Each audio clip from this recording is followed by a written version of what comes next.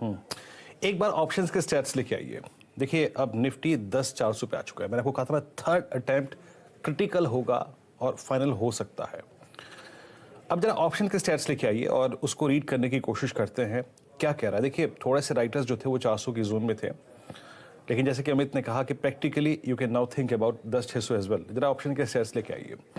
10,300 पे 1398, यानी जो सुबह डिप आया था, पुट्स में वहां राइटिंग है 31 lakh outstanding, that's good.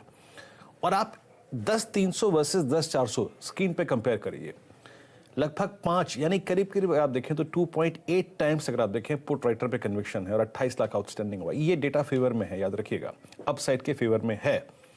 Nifty bank पे आइए। निफ्टी बैंक अभी 21,904 950 की ट्रेजेक्टरी को टच करना है। और हालांकि मैं अभी ये देख रहा हूं कि कोई ऐसा बैंकिंग स्टॉक फ्यूचर नहीं है with in the private banking space जो आए और एकदम से एग्जैक्टली वो 50-60 पॉइंट का एडवांटेज बैंक निफ्टी को दे।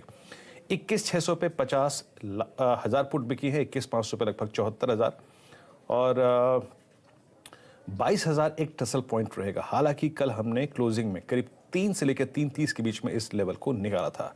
अमित, इस हफ्ते सबसे क्रिटिकल और जो कल भी इनफैक्ट मैं रीड कर रहा था वो था वो डिफरेंशियल जो निफ्टी और निफ्टी बैंक के बीच में क्रिएट हो गया था। निफ्टी के पास रिलायंस का एडवांटेज था, रिलायंस का एक बहुत बड़े मूव ने एक डिफरेंशियल क्रिएट कर दिया। आपने अपने क्लाइंट्स को कहा क्या है, इस डिफरेंशियल को कैसे प्ले करें, और अभी बैंक निफ्टी में आप कितना अपसाइड दिख रहे हैं? तो वीरेंद्र देखिए, जो अंडर परफॉर्मिंग एसेट है, जो अंडर परफॉर्मिंग स्टॉक्स हैं, वहां पर परफॉर्मेंस आपको धीरे धीरे देखने में मिल रही है। और पहले बैंकिंग काफी बड़ा अंडर परफॉर्मर था, उसके अंदर ओपन इंटरेस्ट पोजीशंस काफी बड़ी थी, यानी कि शॉर्ट पोजीशंस का बिल्डअप था, काफी स्टॉक्स में था। वहां पर एक अच्छे वॉल्यूम ब्रेकआउट के साथ ये स्टॉक स्टार्ट किया है।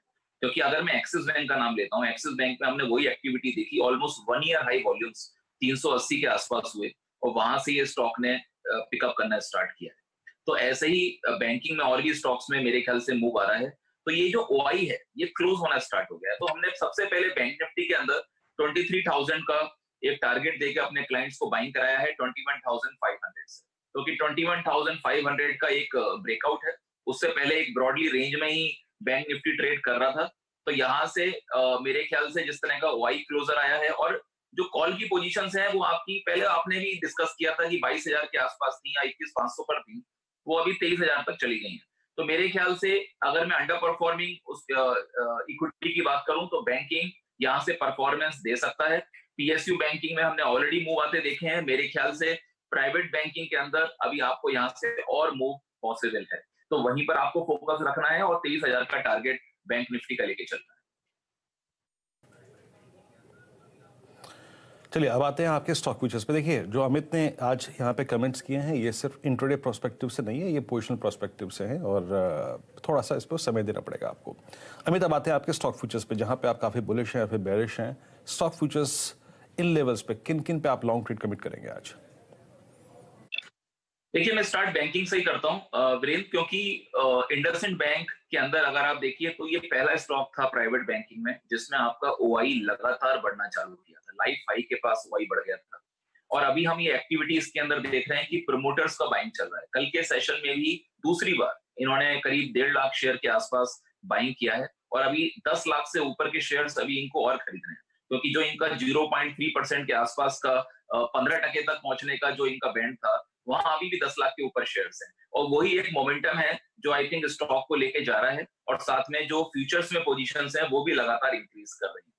तो यहाँ से आई थिंक इंडसइंड बैंक को देखना चाहिए।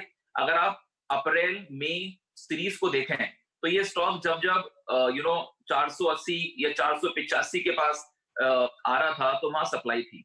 वो स्टॉक के ऊपर ये लगातार ट्रेड कर रहा है। आई थिंक मोमेंटम मिसिंग था, जिस तरह से अभी पिछले एक हफ्ते में हमने दूसरे स्टॉक्स में आता देखा है। तो आई थिंक यहाँ मोमेंटम अभी पिकअप कर लेगा।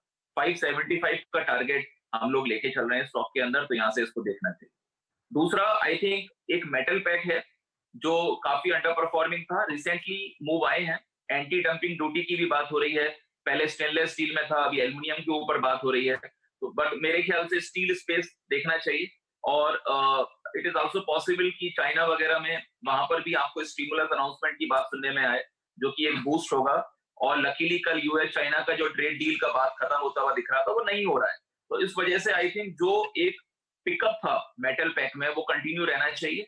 टाटा स्टील के अंदर आप जुलाई सीरीज के कॉल ऑप्शन खरीद सकते हैं, क्योंकि टाटा स्टील ब्रॉडली 300 के नीचे ही पूरा टाइम ट्रेड किया है। अभी जब ये निकला है तो I think OTM call option खरीदें, इसका तो 330 एटीएम हो जाता है, तो वहां पर आई थिंक एक अच्छी बढ़त मिल सकती है। और 15 से 17 रुपए के आसपास ये ऑप्शन खरीदिए, 8 रुपए के आसपास का स्टॉप लॉस लगाइए। मेरे ख्याल से जुलाई सीरीज में आपको यहाँ पर मूव आते हुए दिखेंगे। Okay, I think Tata steel हो गया, इंडसइंड बैंक का कोई और ट्रेड है अमित आपका आज का? आई थिंक कंज्यूमशन स्पेस में कल अगर आप देखिए तो काफी जगह डिलीवरी उठी है, मतलब ये स्टॉक परफॉर्म नहीं कर रहे थे। अगर आप हैवी वेट्स देखें, HUL, नेस्ले, इनके अंदर कल आपको डिलीवरी पिकअप देखने को मिलेगा। ऑलमोस्ट 50% से हाई 61% तक डिलीवरी गई। तो मेरे ख्याल से इसमें यूनाइटेड स्पिरिट एक है इस कंज्यूमशन स्पेस में जो रिलेटिवली बेटर है, और आज की डेट में भी ये स्टॉक अपने 12,400 के लेवल के आसपास पहुंचता हुआ दिख रहा है। तो मेरे ख्याल से अगर इसमें कॉल ऑप्शंस की पोजीशन देखें तो वो 700 तक चली गई हैं, और यहाँ पर ओपन इंटरेस्ट जो है पोजीशंस का वो अच्छा खासा बढ़ा है। इनफैक्ट अभी रिसेंटली इसके अंदर एक दिन के अंदर 15% तक के एडिशंस आए। मेरे ख्याल से यहाँ पर इसका टारगेट अच्छा खासा, यहाँ से 15% तक की अपसाइड्स आप लेके चल सकते हैं। तो United spirit looks much better, और रिजल्ट जो आए थे इसके रिसेंट क्वार्टर के वो भी काफी ज्यादा रिलेटिवली बेटर थे। तो आई थिंक ये स्टॉक एक स्ट्रेंथ पकड़ रहा है, आपको देखना चाहिए। अदरवाइज फार्मा पैक के अंदर आपको शॉपिंग बीच बीच में आप कर सकते हैं। जो स्टॉक फिलहाल ब्रेकआउट देता हुआ दिख रहा है वो बायोकॉन है, और बायोकॉन के अंदर मूव काफी खराब वाले मूव्स हैं। ऐसा नहीं है कि जैसे कल ग्लेनमार्क फार्मा एक न्यूज पर 30% का मूव दे दिया, बायोकॉन के अंदर आपके बहुत आराम से मूव आ रहे हैं। और इसके अंदर भी मैं देख रहा हूँ कि जो ओपन इंटरेस्ट पोजीशंस है वो इंक्रीज हुई हैं।